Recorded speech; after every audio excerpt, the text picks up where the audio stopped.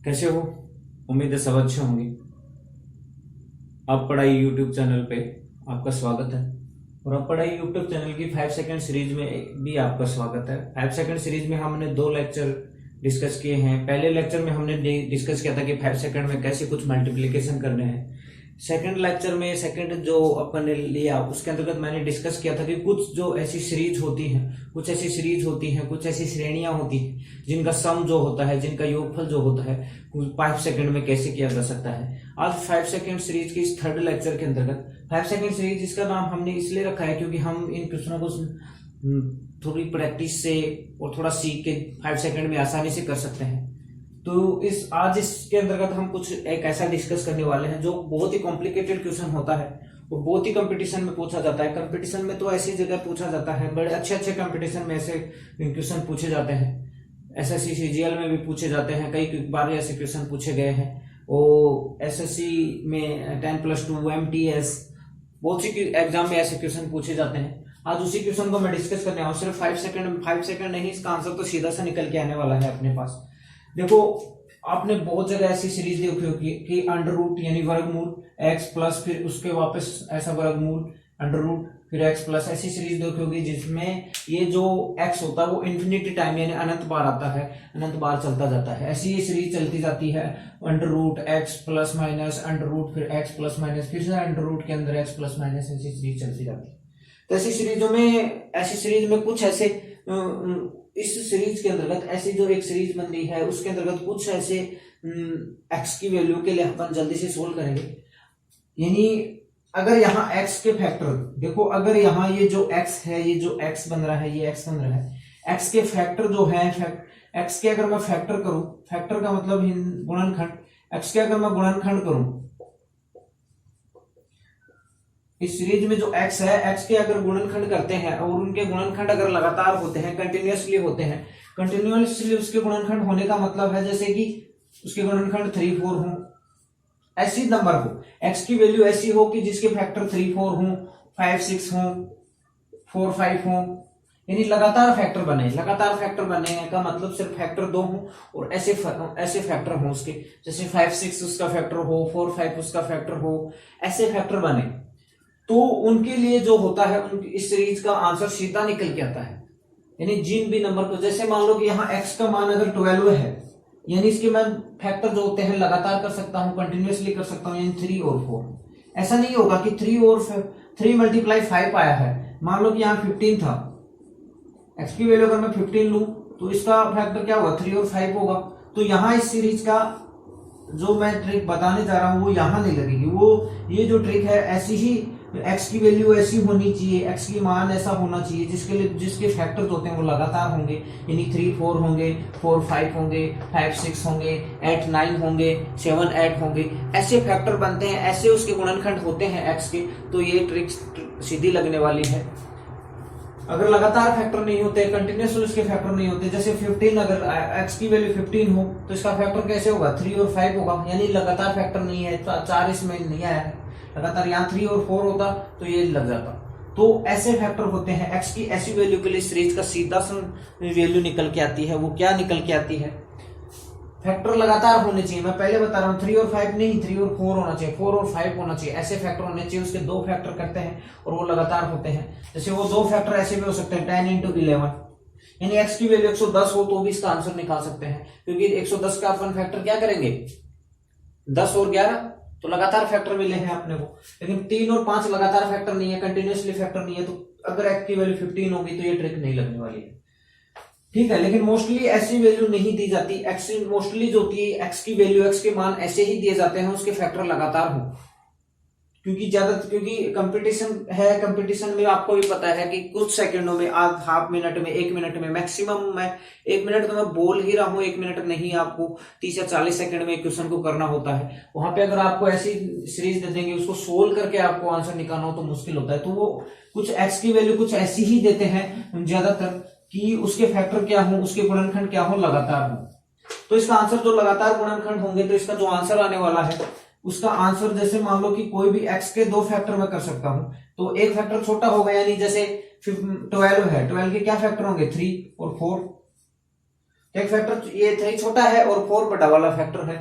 तो x की value, x की मान, x की वैल्यू ऐसा है कि उसके लगातार फैक्टर किए जा सकते हैं, कंटिन्यूसली 2 फैक्टर किए जा सकते हैं, 10 11 11 12, ठीक है, 11 12, ऐसे अगर फैक्टर किए जा सकते हैं तो उसका आंसर क्या आने वाला है। अगर यहाँ प्लस आएगा उस सीरीज में, अगर इस सीरीज में पूरा प्लस आएगा, मतलब ऐसा आएगा x plus under root x plus under root plus x under root x, अगर ये सीरीज ऐसा चलेगी तो इसका आंसर होगा वो बड़ा वाला फैक्टर होगा। जो बड़ा फैक्टर होगा, जो लार्जर फैक्टर होगा,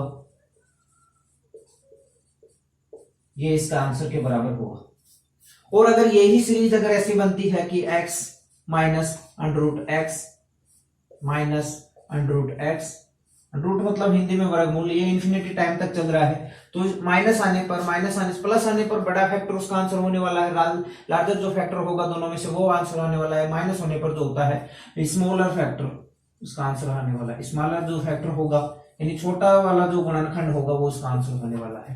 अब इसी चीज को मैं एक बार फिर से रिपीट कर देता हूं, फिर उसको एग्जांपल लेके उसको समझाऊंगा कि एक ऐसी सीरीज है जिसमें ऐसी आ रही है root x plus minus under root x plus minus ऐसा चल रहा है और ये इन्फिनिटी टाइम तक आ रहा है, इन्फिनिटी टाइम तक अनंत बार आ रहा है। x यहाँ पे ऐसी वैल्यू होनी चाहिए जिसके लगातार फैक्टर करे, x की वैल्यू ऐसी होनी चाहिए कि उसके लगातार फैक्टर कर सकते हैं। जैसे कि मैंने 12 वाला बताया, 3 इंटू 4 इसके लगातार फैक्टर है, 3 के बाद 4 ही आता है।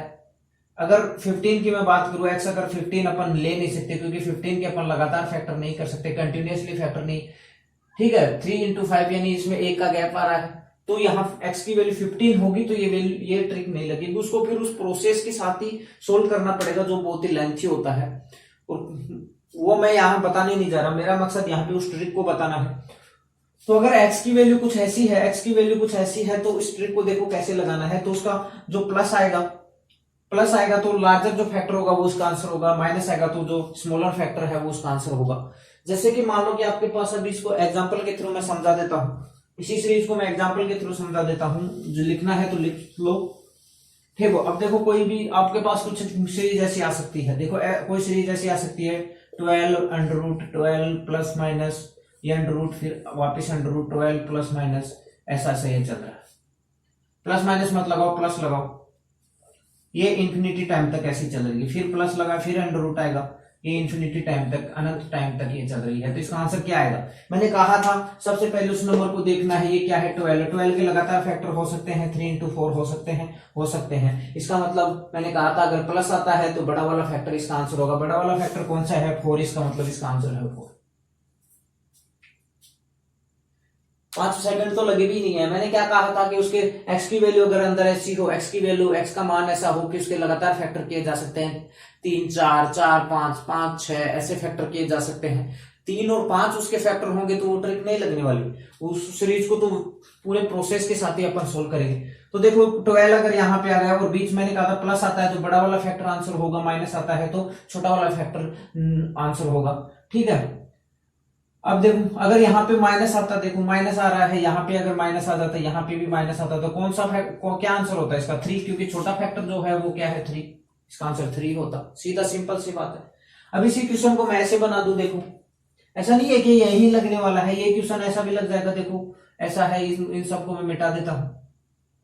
यहां मैंने 30 लिख दिया, मान लो कि 30 है प्लस 30 प्लस 30 प्लस। अब देखो 30 के भी अपन लगातार फैक्टर कर सकते हैं, कंटिन्यूअसली फैक्टर करते हैं। 30 के फैक्टर कितने होंगे? 5 इंटू 6।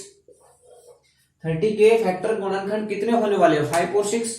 इसका मतलब लगातार फैक्टर है, 5 के बाद ही 6 आता है, इसका मतलब लगातार फैक्टर है और यहाँ प्लस है तो इसका आंसर क्या होगा? बड़ा वाला फैक्टर। बड़ा वाला फैक्टर क्या था? 6। सीधा आंसर लिखना है इसका बड़ा वाला फैक्टर। अगर यही प्लस की जगह माइनस होता तो आंसर क्या होता? छोटा वाला फैक्टर। छोटा वाला फैक्टर कौन सा था? 5। इसका मतलब अगर यहाँ माइनस है, यहाँ माइनस है, यहाँ माइनस है तो इसका आंसर क्या आने वाला है? 5। ऐसे बहुत सी सीरीज बनती है और बहुत से कंपटीशन में ऐसे आते हैं।